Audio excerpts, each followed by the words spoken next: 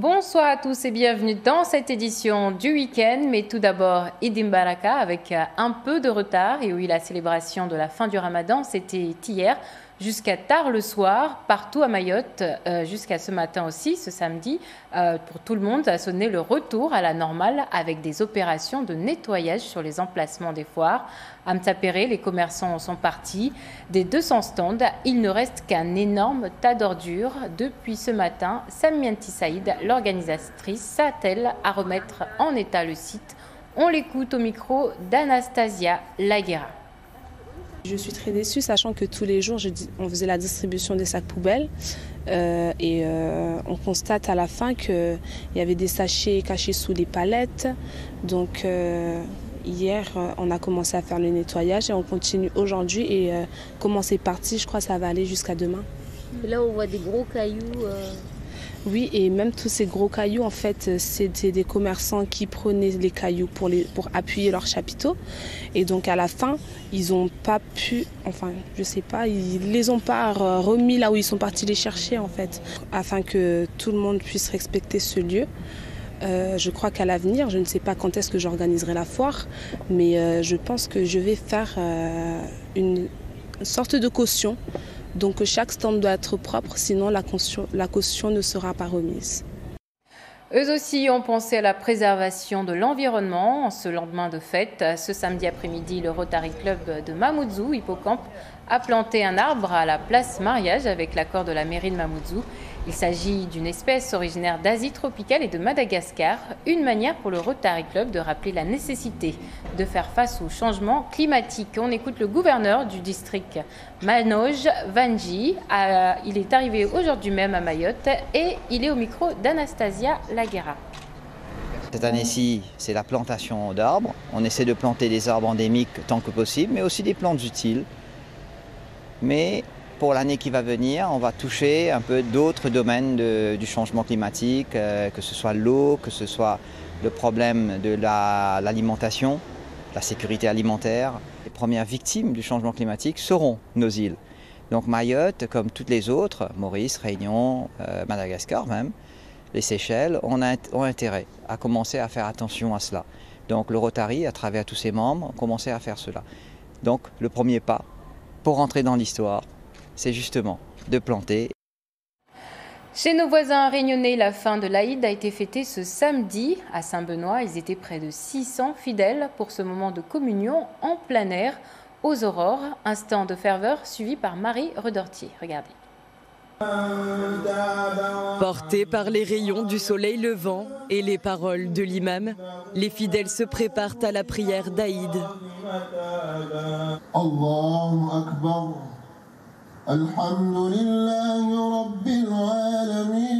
30 jours de jeûne s'achèvent.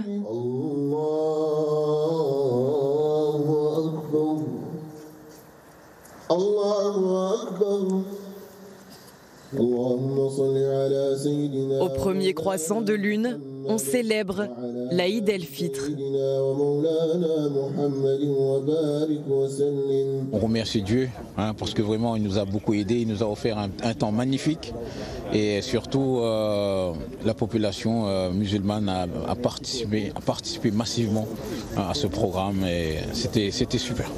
On s'étreint entre joie et émotion en signe de fraternité. On est vraiment contents, on exprime encore plus notre amitié, notre amour. Je pense essentiellement à mes parents qui sont disparus et quand on voit toute cette fraternité, cet échange, et ça nous fait vraiment chaud au cœur. On a prévu d'aller rendre visite à la famille. Tous les gens s'unissent pour un seul but, c'est de s'aimer et donner de l'amour à chacun. Les musulmans s'apprêtent désormais à vivre un repas partage pour célébrer cette période heureuse. Direction le Yémen maintenant. Les affrontements dans la ville d'Al-Hodeida menacent le ravitaillement des populations. Cette zone est un endroit stratégique sur la mer Rouge où 90% de l'aide humanitaire arrive. Après 3 ans de guerre, 20 millions de personnes en dépendent. Récit de Daphné Oliéric. Au 3e jour de l'offensive sur Al-Hodeida, les forces gouvernementales yéménites ont considérablement avancé. Les combattants sunnites sont soutenus militairement par une coalition arabe, dont l'Arabie saoudite. Résultat, l'aéroport a été repris et les forces avancent vers le port. Al-Hodeïda, c'est un endroit stratégique sur la mer Rouge. Ici arrivent plus de 90% de l'aide humanitaire, dont dépendent 20 millions de personnes après 3 ans de guerre. Selon l'ONU, le Yémen vit la pire crise humanitaire au monde. L'ennemi de la coalition arabe, ce sont ces hommes, des rebelles houthis, des chiites soutenus par l'Iran. L'offensive a déjà fait plus de 118 victimes côté houthi et une vingtaine parmi les forces loyalistes. 600 000 personnes vivent à Al-Hodeïda. Beaucoup aimeraient fuir les combats, mais ils sont pris au piège. C'est une agression brutale du royaume du Mal, l'Arabie saoudite avec les Émirats arabes unis. Avec leurs alliés, ils tuent des femmes, des enfants et des innocents. Ils détruisent tout, mais on va leur résister. Les rebelles ont miné les accès au port. Pour reprendre la ville à cet ennemi houthi, la coalition arabe a demandé de l'aide. La France ne participera pas au combat, mais elle pourrait apporter un soutien en matière de déminage, seulement après la fin des opérations militaires et pour faciliter l'acheminement de l'aide humanitaire. Et vous ne le savez peut-être pas, mais la Coupe du Monde se déroule aussi à Mayotte. 27 équipes aux couleurs des pays participants prennent part à cette compétition parallèle organisée sur notre île par l'amicale des personnels du vice-rectorat. Des joueurs venant des établissements scolaires, entreprises, des associations ou encore de simples citoyens se sont mobilisés pour cette Coupe du Monde Made in Mayotte. Bibi Maria Malidi et Zora Abdoukafé les ont rencontrés au stade du Baobab. Regardez.